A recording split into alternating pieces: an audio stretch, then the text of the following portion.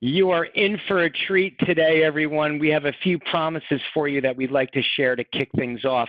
During our conversation, during our time, we will share how changes in the marketplace are impacting your operations, your culture, and your people.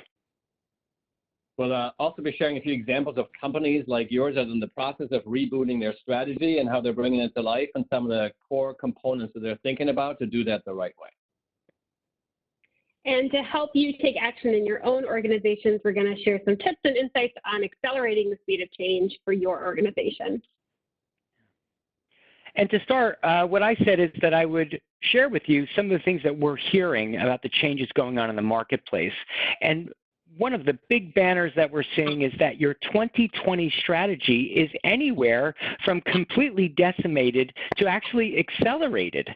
And what we are hearing is that either way, you're requiring either to boost or reboot that strategy.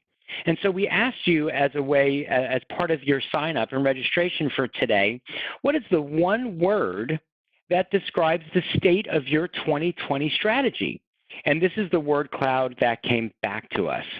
For sure, it's changing. You're feeling stress. It's certainly evolving. There's uncertainty, confusion. And if you dig down a little bit in there, it's challenging. You're in survival mode. You're just outright closed or you're reinventing. But there's also some words like optimistic and succeed and thrive and flexibility in there. So there's some encouragement along the way. Rich, what sticks out to you?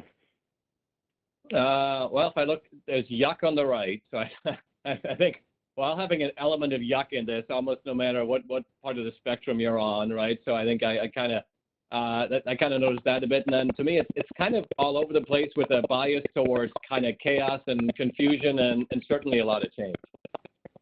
Yeah, we already have some participants who have kicked in with their thoughts, and we're going to ask you more in a minute. And I'm pretty sure that the yuck is not a typo, so I'm happy for that. All right, everybody. We do actually have a question for you that we'd like to go ahead and ask. We want you to become familiar with that chat box, and it looks like a lot of you already are. In the bottom right, there's the chat box. It should say above it, send to all participants. And in that chat box, just a yes or no. Are you currently working on a plan to boost or reboot your 2020 strategy? And we've put it in the chat box as well. So yes, yes, yes. Oh my goodness, we are universal yes right now from everybody. Like a Cuban election, yeah. Yup. A yup and an absolutely. Mm-hmm. Yes. So we are hearing the chat box is alive, and we thank you. We want to keep it alive for the entire event. We did not see one no, which is unusual there. So it is a whole sea of yeses. We are 78 strong right now.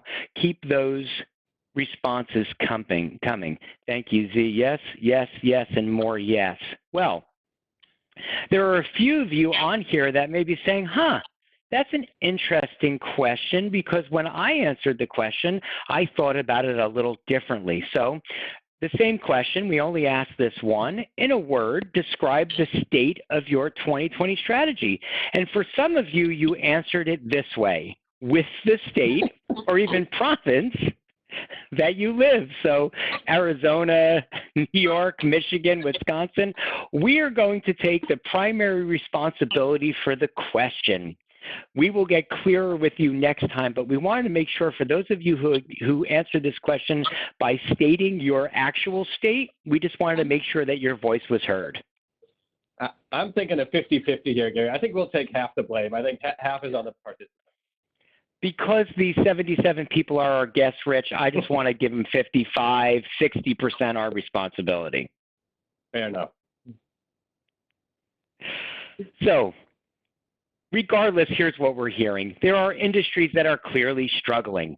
Let's just think about if you're in the airline industry, and we know we have some of those people on with us today, or movies or restaurants, your seats are kind of empty. But if you're in a thriving industry like grocery or digital retail or certainly video conferencing as we're on today, you are indeed thriving. And so we're curious from you in that same chat box, where does your business fall on this scale from struggling to thriving? You'll see the question posted again. One is, wow, we're really, really hurting here. Things are very uncertain. Or 5, we're so busy we don't know what to do next.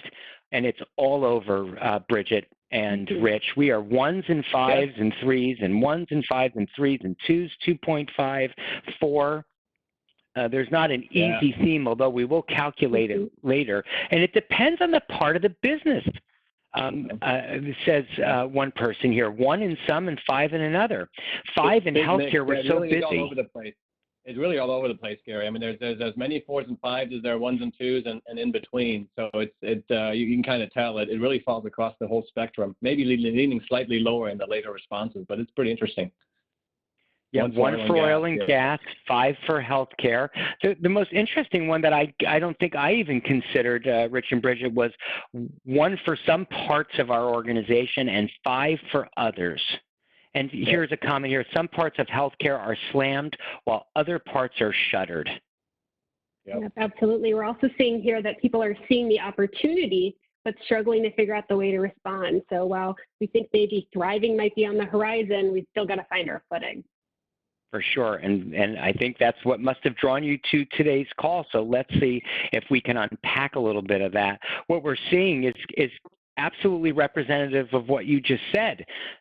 For some of you, you still may be in survive and shock mode. Others are in thrive and grow, but we're seeing quite a few people that are now getting the headspace, the mind space to say, we've got to recover, we've got to stabilize, and make our plan for how we go forward. Yep. So, Rich, do you have some thoughts on that for us?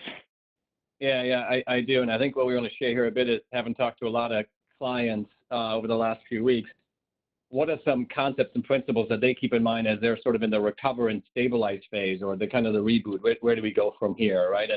And one piece I hear time and time again is the define, or in many ways redefine what winning looks like, right? Many of us had goals, dreams, ambitions, targets at the beginning of the year that as little as 6 or 8 weeks ago that are now largely irrelevant or shot or need to be considerably revisited, right? And so it's really important to redefine success from a customer standpoint, from an employee standpoint, from a how we serve the community standpoint, other stakeholder standpoint. And what's really important here is certainly for anybody who had a 1, 2, or 3, but even if you had a 4 or 5, and the Gary question is, it can't be about settling for less or defining what not losing looks like, right? Sort of playing defense, but what's your new way of playing offense in this, right? What does winning look like? What does the future hold in a way that's exciting, that's compelling, that might be reframed and different, but that becomes really important. The longer we hold on to the past, the harder it is to shift towards the future. And the longer we play defense, the more it stops us from playing offense. And so really think about, how do I redefine winning, not in terms of the not losing, but the new way of defining winning becomes really, really critical.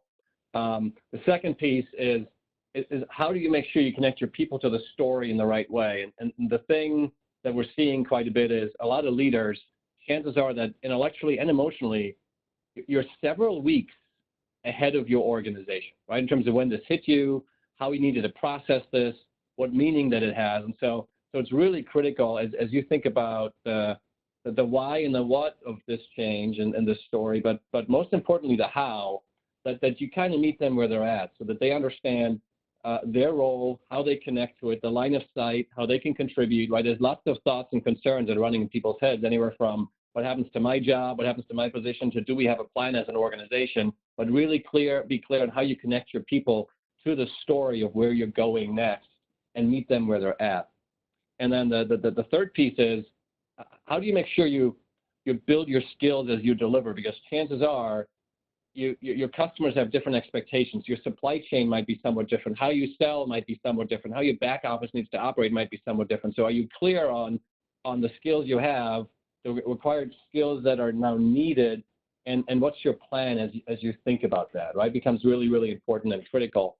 And so as you think about those components, quick chat question to the group, and I'm sure across the board we're working on all of these, but if I ask you the question and you see it in the chat box now, which one are you most actively working on? And chances are you're working on all three, but which one right now is getting most of your attention? Number one, the redefining winning, the connecting your people to it, or the skill that also to deliver. So we got a 1, a 1, a 3, a 1, a 3, a 1, a 2, 1, 3, 3, 2, 1, 2, 2, 1, 2, 3, 1, 1. I say 1, 2. So it's not unlike that last question. It's a little bit of everything, probably leaning more towards the 1, but there are, and then 3s, and then there's some 2s in there, and clearly it's a system, right? So you got to think about all of those components in some way, shape, or form, and based on how hard your business got hit, you think about it a little differently. With all of this, the thing to keep in mind, maybe more than any, as we talk to our folks and clients, is you gotta hug, right? You gotta embrace the imperfect here, right? Things are changing very quickly. We had a client service organization, 50,000 people. In April, they were going to bring their top 200 together in person to launch their new strategy, right, and build momentum at the top. That obviously didn't happen, right? But kudos to them. They recalibrated. They created a virtual conference with over 200 people that had breakout sessions, dialogue, everything else. Was it perfect? Far from it. Was it major progress? Did they get major credit for being agile, for moving, for not slowing down? Absolutely, right? So with all of this, as you think about all three of these boxes, you think about your business, embracing the imperfect is really pretty essential in order to not get too frustrated and move the needle. Hey, Rich, I'm just wondering on these. You mentioned the 3 and people all voted on theirs. I think it might just be worth mentioning that it's important to consider all 3 of them. Would you agree? If you're only doing Absolutely. one, you've got. Yeah, you got to look at all 3 of them, Gary, and ultimately just kind of see where is the biggest change, right? It might be in all 3 equally, or it might somewhat vary, right? And that depends on your industry, on the state of your business, and how things are progressing, no question. The other thing to think about as you look at these components is, as you define your strategy, just make sure you double click, and this seems like stating the obvious, but there's a lot of nuance here. Do you have clarity on what your customers really want and expect, not just in terms of pure process, but emotionally, in order to do business with you, either again or more or in new and different ways? So you have a really clear understanding on their customers' expectations to re-engage with you, number one, and then number two, on the right side there, just as important, are you clear on what it requires of your employees in order to deliver on these refined promises, right? Is there an understanding of what they need to do, and can they deliver on it? And I'll give you a very personal example. We're in Southeast Michigan here, which is one of the harder hit places by COVID-19, and I was going to a store to pick stuff up, where you kind of do the online order, and you kind of go to the parking lot, you call, and they bring it out to your car. And so, of course, I did that. I'm in the car, I'm calling, and it goes to voicemail, right? And so I'm like, okay, I wait 2 minutes. I call again, and it goes to voicemail again, right? And so I'm like, shoot. So I get out of my car and I go into the store, and it's actually a pretty tight store. And next thing you know, I'm seeing I'm the only one not wearing a mask, because there's me. I'm the only one not wearing a mask. Everybody's wearing a mask. I'm getting dirty looks, right? Like, why are you not playing along? And so I'm talking to the guy at the front. He doesn't really know what's going on. He kind of yells in the back. I have all these anxious moments. Like that you sort of feel. Anyhow, we start resolving it after a little bit of back and forth, and they tell me to go back out to the car, and they bring it 15 minutes later. But I'm leaving that parking lot, right, with a great sense of anxiety of how the last 15 minutes went down. And I'm thinking to myself, I'm not sure I'm going to go back there for a little while, right? I don't know if they have their act together. And so you might get 1 or 2 chances at most. And so did you have a plan, which they had? Number one, they had a plan, but when that didn't work, they didn't have a backup plan, and they didn't know how to deal with it effectively. And they lost my confidence, right? And there's so many moments of truth right now where you got to make sure that your skill and capabilities in your operations now match your strategic ambitions, right? That becomes really, really critical, and you can't over-invest in that at the moment. Really, really important. In terms of tips and just how do you think about some of this? So one, we talk about embrace the imperfect. I think specifically, think about process rather than answers, right? We're in a time where none of us will have all the answers, and things are shifting quickly, but you can control process, right? You can control process and people in charge of process, which then gives you agility. That's the thing you can control. So think about that. The second one is don't assume as you're redefining what winning looks like that you have the alignment and conviction of your leadership team, right? You might have to go faster than you normally want, but make sure you have the conviction and alignment because you got to execute at scale. So take a step back, analyze that, and make sure it's there. This is where we see things breaking down right now. So make sure you have the alignment and conviction. And then third, and I talked about this, have that capabilities roadmap. In order to deliver on your new strategy, what does it really require? Where your skill set at? How different is it what it now takes? And what are the shifts you need to make? And then prioritize in the highest, most important, high-impact shifts from a capability standpoint, and make sure you invest in that appropriately because those are the areas where you're going to break down and also not able to deliver. So those are some things to keep in mind from a strategy and operations standpoint. Quick hits, happy to talk about more of that, obviously. But let me turn it over to my colleague, to Bridget here, to talk a bit more about culture and people. And as you're doing that, just want to let you know you've got a participant who had the same thing happen, who really identified it and switched their allegiance as a result when you're talking about your mask story. So resonating. Same thing, right? It's sort of a big moment of truth. This is where you create loyalty or you lose it. Absolutely. Yeah. Right. And while Bridget, that example, really demonstrates that need for your employees to understand and have the power and flexibility to handle that situation and engage in the right behaviors, it also demonstrates the stress and anxiety that we are all under in things that are, before we felt super comfortable with and were really normal, and now we're experiencing this stress. And the truth is that we've never in our lifetimes experienced this type of global collective stress. We're all under pressure. Everyone in your organization has been impacted by negative pressure in some way over the last 6 to 8 weeks. We've got folks on here in healthcare. You guys know better than anyone. They're under a lot of pressure. But even those folks who are in industries where they're able to work remotely, in their daily lives, people are experiencing that pressure. And we're feeling all the feels as a result of it. We're feeling grief, anger, anxiety, depression, boredom. It's all there. And it's all fundamentally changing each of us as individuals, and it's changing our relationship that we have to our place of work. So if you think about culture as being sort of the unwritten code by which we relate to each other within our organization, it's really safe to assume that all of this has in some way reshaped our culture. This crisis has reshaped our organizational cultures. And I'm curious, you all seem like really fast typers, so maybe I can give you a question where it's not a one-letter or one-word answer. I'm curious to know how this has impacted your company culture. Go ahead and chat that to us. That shift might be subtle, that might be major, it might be positive or negative, it might be a mixed bag, but I'm curious to hear what you all have to say. I know that at Root, it's been interesting. In some ways, it's really been positive for us. It's strengthened our culture because it's allowed some values to really allow us to kind of walk the talk with some of our values, but it's also complicated. For some folks, it feels like it's too early to tell, and people are definitely feeling the pressure. They're feeling like agility is the name of the game, maybe a total shift in the way you've operated from the past. Expose some areas of growth, but it's also given us some opportunities to bond for sure. Yep. Exposes the weaknesses. That's right. It's really kind of gonna lay bare all of those things that might have been weak spots in our culture, but also some of those positive areas for sure. Yep. And also so seeing with a good all amount, of those, seeing a good amount, Bridget, of we're learning how to work virtually and kind of finding out that we actually can, which is interesting, right? And so it'll be interesting to see how much of that sticks.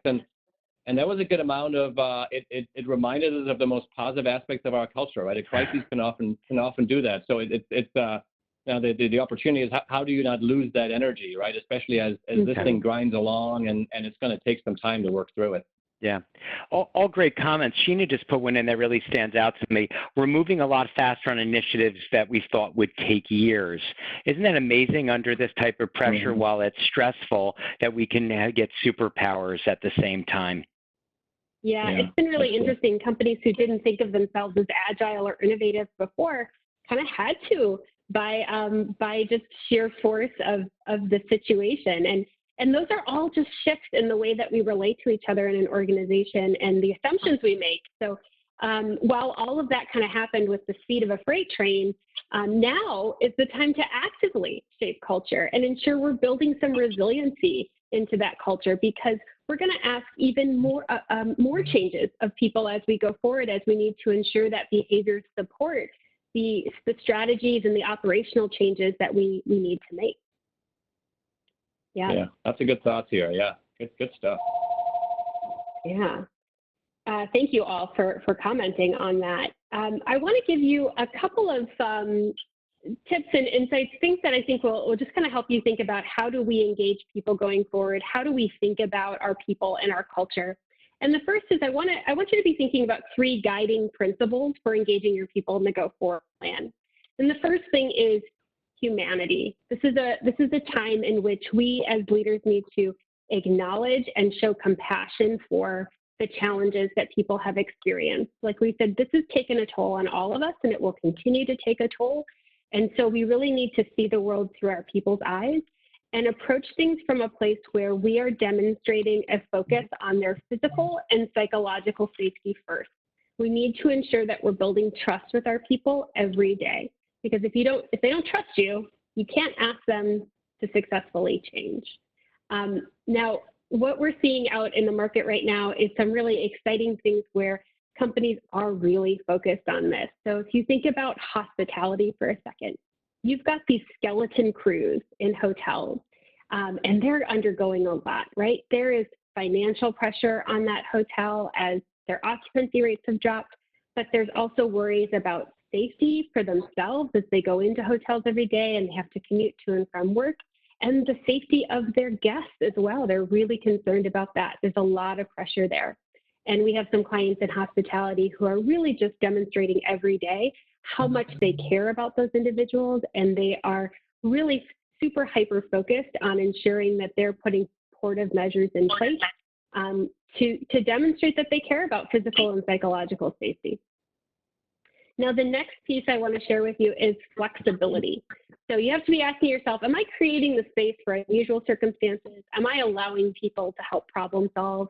As we move forward, there are going to be some things that are going to have to shift, right? We're going to have to sort of reconsider sick leave. We're going to have to reconsider what remote working looks like. You might be reconsidering your PTO plans, as maybe some parts of your business have shuttered for a few months. As you're thinking about those things, are you thinking about how we're going to support people who are in unusual circumstances? Maybe they're a parent who's going to have to homeschool through June and can't rely on summer camp over the summer. Maybe there are people who can't perform their previously assigned tasks. How are we ensuring coverage and flexibility in that? Are we demonstrating to our people that we're just as flexible internally as we are with our customer externally? And finally, we need to be thinking about accessibility when we think about engaging our people in the go forward plan. At this point in time, with kind of crisis looming, it's really tempting to either move into a sell and tell mode, or maybe into that individual contributor kind of heads down mode as a leader. But what our people really need is for us to be more accessible than ever. So be thinking about, how do I continue to foster meaningful connections? How do we continue to have human-to-human interactions and ensure that our people are given the space and the accessibility to really process things and connect with their leaders? And that's leaders at all levels, both their direct supervisors and leaders going up through the organization. So just a couple other tips for you. As we think about going forward, the first thing we need to do is take the pulse, get really clear on where we are as an organization. We've all sort of noted here in the chat that our cultures have shifted a little bit, and we can't assume that what we knew about our people back in January still holds true. The assumptions they have, their mindsets, the way they relate to each other and the organization, all of that has shifted either in a huge way or in a subtle way. And it's important for us to really think about where they are now so that we can help them move forward. So be thinking about asking questions and listening either through existing channels like surveys you might have, or conducting interviews or focus groups or town halls, and just taking that minute to understand where your people are now so that you can bring them forward in the future. And then with that, you need to be thinking about, well, what is that future? What does that look like from a cultural perspective? How are we asking people to behave going forward? And Root has a really simple framework that you can use to think about how to examine that. It's called Hard Lines, Guidelines, and No Lines. We were joking that we really need a catchier title because it's kind of long. But essentially what this is thinking about first the hard lines. These are the non-negotiables within your organization. These are the behaviors, the policies that we all have to comply with, no questions asked, no exceptions. And your organization might be looking at some new hard lines for the very first time because of safety needs or regulatory needs. We need to make these really clear to our people and help them understand the why around these hard lines. And then there's the guidelines. This is the place where, yeah, we've got some boundaries, but there's some leeway inside there. There's some exceptions. There's some different ways to approach how to do things within those boundaries. And so we need to chalk the field for our people in terms of guidelines. And finally, there's the no lines. And these are the places where the decisions and actions of our people are just empowered to make those decisions on their own with only the guidance of our organizational values as the signpost there. So these also may have shifted in your organization. Maybe things that people were empowered to do in the past, they're no longer empowered to do. Or maybe there's things that you need them to be empowered in. These are all things we need to communicate to people. But first, we just have to re-examine where are we with these three and how have they shifted. If we get really clear on that, we're able to kind of understand how our culture needs to shift going forward. Now, all of that said, I think it's pretty clear that this wheel is not going to stop turning anytime soon. And it's really important for us to just kind of deal with the situation at hand. I saw a couple of notes in the word cloud about strategy, about people being on pause or things being uncertain. And now is the time to actively get your hands in there, get messy, embrace the imperfect, and really work to actively shape the strategy and the culture of the organization going forward. Because the organizational muscles that you build during this time are really going to provide you with the resiliency you need for what we assume is going to be a bit of a roller coaster over the next 18 to 24 months. And if you're actively working that now, it might not be perfect, but it is going to help us progress and go forward. And if you approach it with some flexibility, we can continue to modify and reshape as things come up, right? So with all of that said, I'm going to pass it back over to Gary to tell you all what you've won. All right.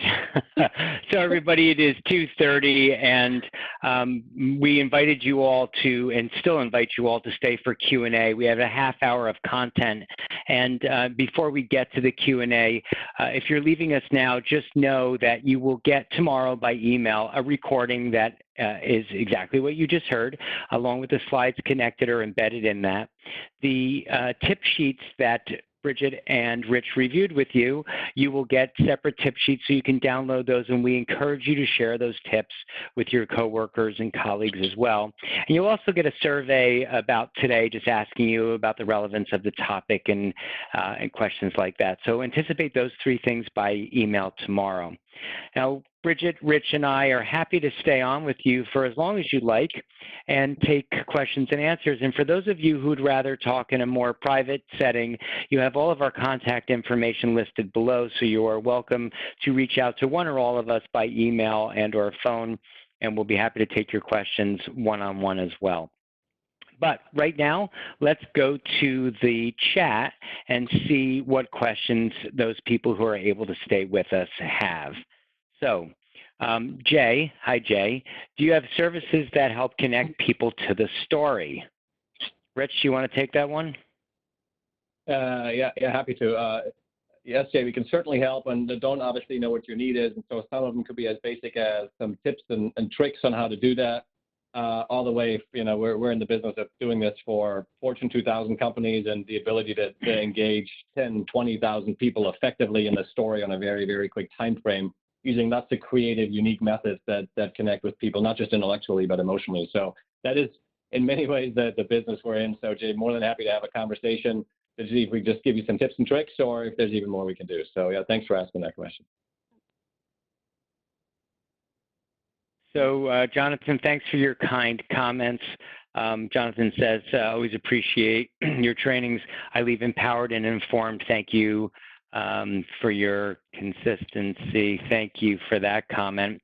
And while we are always looking to share content and not make a root infomercial, we are really in the business of helping people to tell that story at scale, but we're also happy to share what we know without obligation, so don't be shy there. What else is on your mind today? What other questions do you have for us?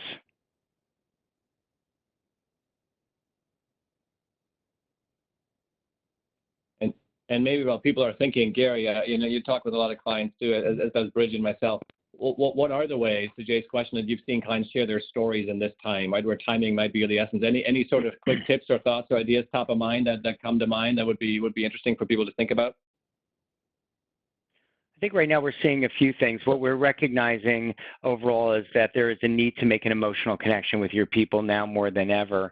And getting on face-to-face and seeing people's faces, sharing a video to make an emotional connection, face-to-face, virtual town hall meetings are really important, but we're seeing a resurgence in the real need for managers to be able to convey those stories to their teams. So that's one thing that I've noticed quite a bit, is helping managers with the ability to convey stories to their teams.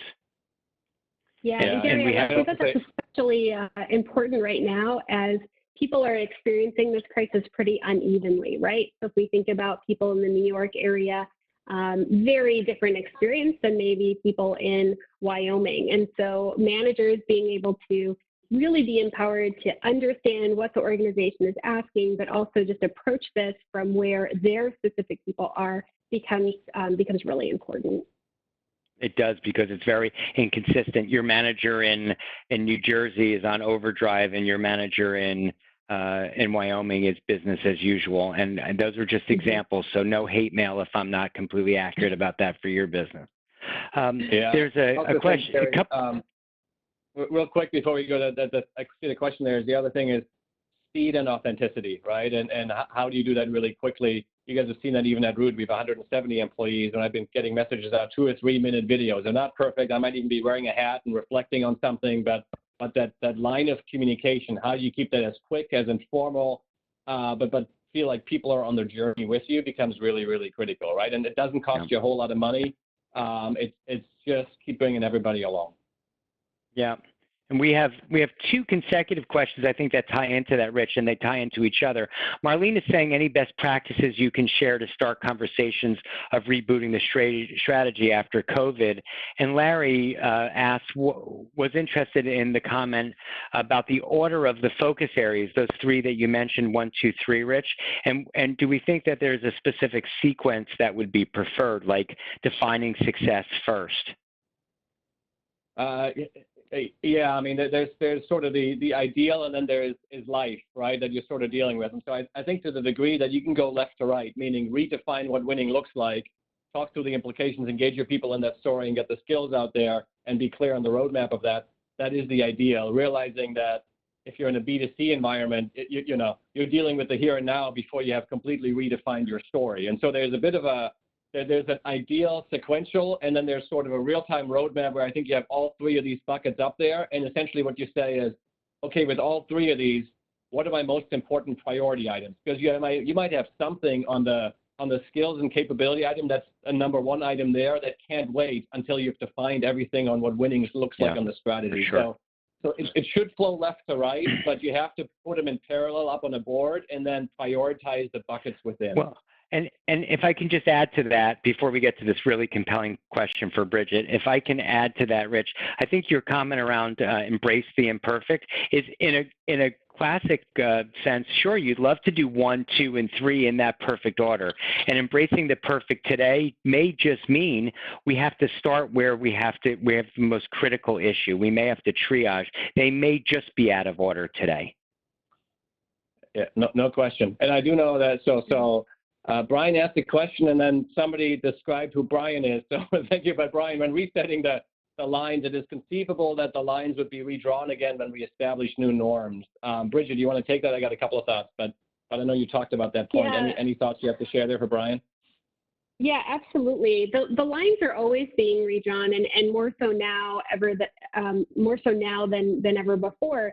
I think what's important for your people, though, is that if they're gonna engage every day and you're gonna establish trust with them, it's going to be really important for you to be transparent about what the rules of the game are, and transparent about the fact that those rules are changing on a regular basis. So it's about communication, both a little bit of an inhale, exhale with the organization. So making sure that you're getting feedback from the organization, and then also clearly communicating what the guidelines or the hard lines or the no lines are, and why they're making those shifts. And if we're communicating about that on a regular basis, the organization and really creating the rationale and helping people understand why things are changing, it makes it a lot easier for people to make those shifts. And again, always with authenticity, right? So I think now more than ever, we're seeing authentic leadership be something that's really important. And not saying you have all of the answers, but saying, we're doing what we can given the context of the situation. I think people are a lot more understanding when things have to shift a little bit if you come at it with that authentic voice. Rich, did you have more that you wanted to? Well, I think a very specific example is let's take the delivery business right now, right? And I used to always tell the story. I'm not going to name the names, but the big players who kind of deliver to our doors. And one of the companies, when I was giving a speech, they were saying, "Oh, this hard lines, guidelines, and all I think makes great sense." Is when we're in the truck delivering, we have absolute hard lines, right? Because of driver safety, road safety. But then when our foot hits the ground, we go to guidelines and no lines, right? Because now it's our creativity on whether we want to engage the customer, just drop it off. You can bet right now that there are new hard lines when the foot hits the ground, right? In terms of the social distancing, what you do with packages, how you touch them, et cetera, et cetera. Now, to Brian's question, will those change over time? I would think so, right? I don't know when we return to normal. Is it 3 months, 6 months, 12 months, 18 months? But there will be a return. So these things can be temporary, and they make sense to be temporary. But for a lot of our organizations, there's new temporary hard lines, guidelines, and no lines that we now need to get everybody to embrace. And they will hopefully, in many instances, some might stay, but hopefully in many instances will change once the situation changes. Yeah, and the question right now is, can changing the rules too often leave them confused? And Brian, I think, and I'm not sure what you're all experiencing, but what we're seeing now is, or even what we're suggesting is that this is one of those times where we as leaders in the business don't always have to be right. And saying things like, "I don't know," or "this is what the rule is today," and tomorrow it can and may very well change, is okay. The idea of we're going to create today a 5-year strategy, a 1-year strategy, even in some cases a 6-month strategy, may be beyond expectations in these times. So the things that we're saying is, it's okay not to know, and it's okay to say, this is what we know and are doing for now, and be prepared to change. Agility is a key strength for everybody in the business today. Yeah. I saw a question there, Gary, from Amy. Telling stories, is there a roadmap step-by-step for a variety of different stories, quick bullets to in-depth? Any thoughts on that? Yeah, I have 3 big high-level buckets, and then maybe you all have some more detail. But the 3 steps that I always see to a story at scale, a story that you can tell to everybody is, the first thing is why. Why are we changing, or why this, why now? That is the connection you have to make to everybody, and that needs to make both an emotional connection for why change and an intellectual understanding of why change. And then the next bucket is what. And so we've got the why change, that's sort of the catalyst, but what is changing now is important. So are we changing direction, strategy, operations, people, focus? What specifically is changing? And the third bucket in that story is, how do you, as an individual or a team or a department, contribute to that change? So why change? What is changing specifically? And how do you want me or my team to change? Yeah, and I think along with that, Gary, I think one of the key things, and I'm going to beat my drum one more time, but when you write a great novel, you start with your audience in mind. And the same thing goes with telling stories in our business. We need to start with our audience, our employees, and kind of work backwards from what they need, where they are today, and how are we going to help them make sense of this from where they sit versus from where we sit. And so we always kind of have to have that lens when we think about how we tell that story. So we want to thank everybody. Usually when we get down to about half, which is where we're at now, half of our original audience, maybe time to say goodbye. We've been 15 minutes here. Again, what we'd say is if there's questions that we didn't get to or that you would like to talk about privately, thank you, Marlene, please reach out to one or all of us and we'd be happy to help. We have enjoyed bringing you this series thus far and appreciate all of the participants' questions and for spending your time with us today. Rich, Bridget, any closing words from you? No, I think, well, embrace the imperfect, right? So I think embrace the imperfect, hug it, because it's going to be with us for a while, and make the most of that. You'll also see, thank you, Rich. Bridget, sorry, anything from you? No, I'm good. Thanks. Thank you. There is a webinar survey, actually. You will get it in your link you will get it tomorrow in your email, but we've also put a link there in the chat so you can go right to it now. Again, thank you so much for being with us, and we will be back with you likely next week with the next webinar, and you'll get information on that in your email. Thanks all. Stay safe, stay healthy.